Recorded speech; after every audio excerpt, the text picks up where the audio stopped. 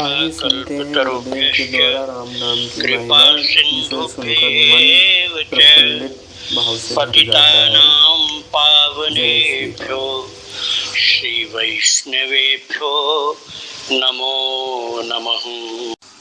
तो एक नीम करोड़ी बाबा के भक्त हैं, एक सेविका के माध्यम से प्रश्न आया कि राम नाम का क्या रहस्य है। बड़ा लंबा विषय है, लेकिन थोड़े में बताऊंगा। राम नाम को गाते गाते गाते जो कुंडलिनी शक्ति है वो धीरे धीरे ऊर्ध्वगमन करती है, ऊर्ध्वगमन करती है, नीचे के चक्र से ऊपर के चक्रों की तरफ गतिमान होती है। ये योग की बात। उसकी ऊर्जा प्रकट होने लग जाती है, उसमें से दिव्य शक्तियां प्रकट होने लग जाती हैं राम नाम गाने से। ये ओम से भी होता है, लेकिन ओम करने से आपको निराकार निर्गुण के अलावा सगुण साकार की तरफ भाव नहीं जाएगा न, उसमें कोई, मैं नहीं कह रहा हूं कि उससे लाभ नहीं होगा। ओम बोलने से भी लाभ होगा, लेकिन राम बोलने से प्रभु की कृपालुता की तरफ आपका मन चला जाएगा कि राम कितने कृपालु हैं। ठीक है। और फिर आपका जो मन है,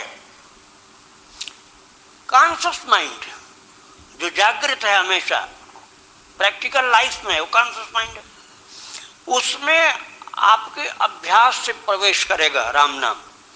और जब निरंतरता उसमें आएगी तो आपके अनकॉन्शियस माइंड में वो प्रवेश कर जाएगा। तो अनकॉन्शियस माइंड में जब राम नाम प्रवेश कर जाएगा तो सपने में भी जप होगा, क्योंकि स्वप्न के टाइम में कॉन्शियस माइंड जागृत नहीं होता। स्वप्न रात में जब सोओगे कॉन्शियस माइंड कहाँ जागृत होता है। तुम कितने भूखे हो, मुंह के पास रोटी कर दे पता नहीं चलेगा आपको कि रोटी है मेरे पास, चाहे रबड़ी रखी हो तब भी नहीं पता चलेगा। स्वप्न में जो भूखा है उसका शमन कॉन्शियस माइंड के द्वारा नहीं होगा, वो अनकॉन्शियस माइंड की बात है।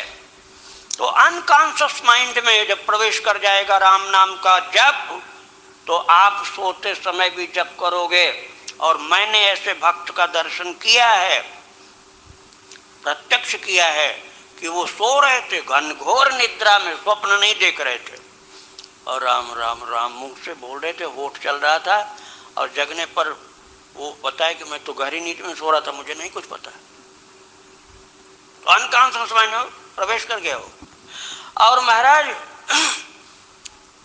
एक पुराण में ऐसा लिखा हुआ है कि अब ओम नाम, राम नाम, कृष्ण नाम सब एक ही है। अर्जुन सो रहे थे और अर्जुन का चरण कृष्ण दबा रहे थे, अर्जुन का चरण कृष्ण दबा रहे थे, और भगवान कृष्ण गए थे अर्जुन को जगाने के लिए, और जगाने की जगह चरण दबाने लगे। क्योंकि अब आपको आश्चर्य होगा, अभी तक तो माइंड की बात मैं कर रहा था, और ये हमारी फिजिकल बॉडी, ये फिजिकल बॉडी तो हाड़ मांस की है।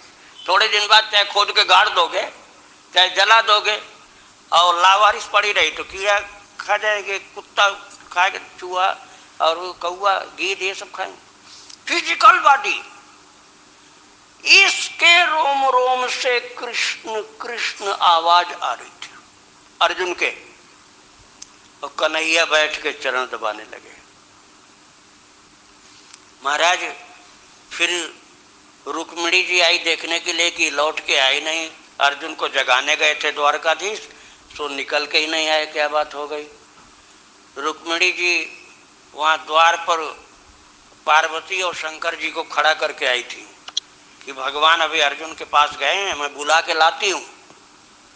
अब बुला के लाने की जगह रुक्मिणी जी पंखा करने लगी, वो भूल गई, वो पंखा करने लगी। अब उन्हें याद ही नहीं रहा कि शिव पार्वती खड़े हैं दरवाजे पर। अब पार्वती जी से शंकर जी ने कहा, जो आता है जाता सो लौट के ही नहीं आता, अब मैं जाके देखूं। तो पार्वती जी ने कहा कहीं वहीं रह जाना, आ जाना तुम जल्दी से। और शंकर जी गए, देखा वहां तो प्रेम की मस्ती में सब। तो शंकर जी महाराज बड़ा सा पंखा उठा के उन सबकी हवा करने लगे। पार्वती जी ने कहा मैं भी अब जाऊंगी अंदर। तो उन्होंने आके दर्शन किया कि ऐसे भक्त की महिमा, कृष्ण देख रहे हैं अर्जुन की महिमा कि कृष्ण नाम ने सबको वश में कर लिया। कृष्ण नाम ने सबको वश में कर लिया। अभी मैंने ये महिमा की बात थोड़ी सुनाई, अब एक पुरानी बात मैं सुनाने जा रहा हूँ। बहुत पहले मैंने कल्याण में पढ़ा था, पंजाब की घटना, कि सब भाई लोग तो भजन करते थे, एक भाई घनघोर नास्तिक, उसको सब भाई कहते थे ये नहीं भजन करता, इसको जबरदस्ती भजन कराओ। महात्माओं को बताया, महात्मा लोग बोले हम करवाएंगे, किसी की नहीं सुनता था। तो एक तंदुरुस्त पहलवान टाइप के महात्मा आए, उन्होंने कहा मैं बोलवाता हूँ उससे भगवान का भजन। तो उन्होंने जा करके वो पकड़ा उसको और छोड़ने नहीं दिया, भागने नहीं दिया। बोले तुम राम नाम बोल दोगे तब छोड़ जाने दूंगा। तो उसने कहा कि मैं जा रहा हूँ, मैं कुछ नहीं बोलता।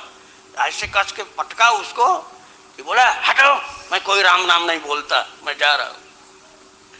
तो साधु जी ने कहा कि चलो तुमने जो अभी कहा मैं राम नाम नहीं बोलता, ये बात याद रखना, और जो राम नाम नहीं बोलता ये तुमने कहा है याद रखना, और इसकी कीमत जब कोई देने लगे तो कह देना इसकी पूरी कीमत हमें चाहिए, आधा नहीं लूंगा।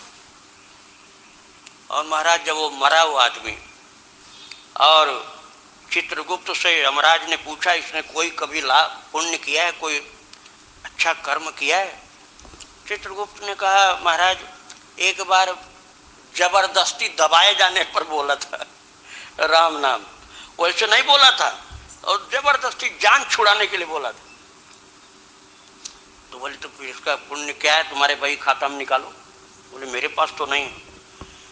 तो उसको याद आया कि ये तो वही बात आ गई जो उन्होंने कहा था महाराज जी ने। तो उसने कहा कि धर्मराज इसका पुण्य क्या है? बोले कि अरे कुछ ले लो, जो मांगो सो दे दूंगा। नहीं नहीं मैं ऐसे नहीं लूंगा, पूरी कीमत देनी पड़ेगी। धर्मराज ने कहा मेरे किसी भी लेख में इसका पूर्ण मूल्य नहीं लिखा है। तो कौन बता सकता? बोले मेरे राजा तो इंद्रदेव हैं, मैं उनसे पूछता हूँ। तो उसने कहा कि ऐसे नहीं, मैं साथ में चलूंगा, पता नहीं वहां क्या पूछो क्या बताओ। तो धर्मराज उसको साथ में ले गए, और इंद्रदेव ने बहुत अपना सब बही खाता जांच किया, बोले कि मेरे पास इसकी कीमत नहीं लिखी है। अरे ब्रह्मा जी के पास चलते हैं। ब्रह्मा जी के पास गए। ब्रह्मा जी ने कहा राम नाम की अपार महिमा ये तो सुना है, लेकिन कितनी महिमा है एक बार राम बोलने की ये मैं नहीं जानता।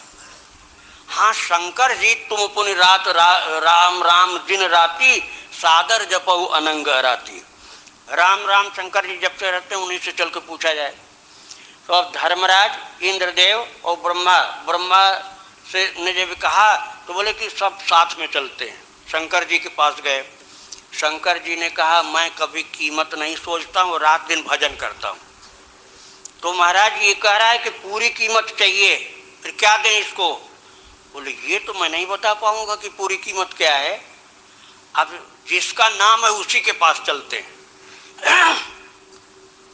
तो वो आदमी बोला कि मैं बहुत थक चुका, अब तुम में से कोई भी ऐसा ज्ञानी नहीं जो सही बता सके, अब मैं तो ऐसे चलने वाला नहीं, मुझे पालकी में बैठाओ तो ले चलो।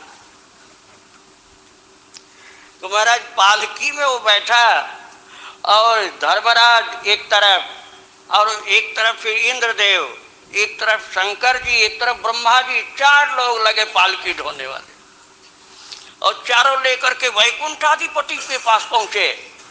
वैकुंठाधिपति से बताया महाराज ये राम नाम एक बार धोखे से जबरदस्ती मजबूरी में संकट से मुक्ति पाने के लिए बोला था, और कहता है राम नाम की पूरी कीमत चाहिए।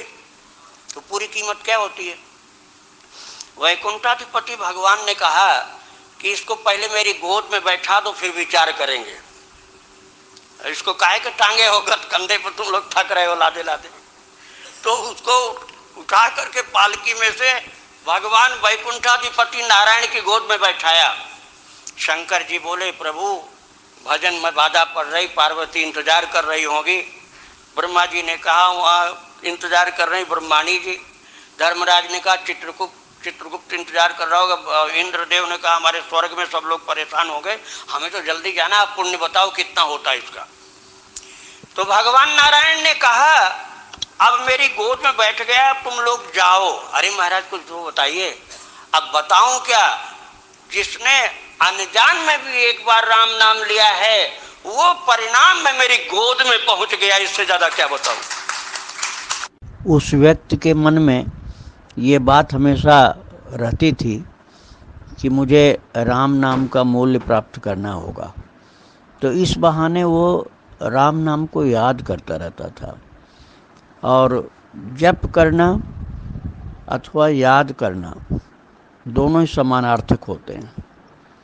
इसलिए एक बार जो राम नाम बोला था उसी का स्मरण करता रहा पूरे जीवन, इसलिए उसका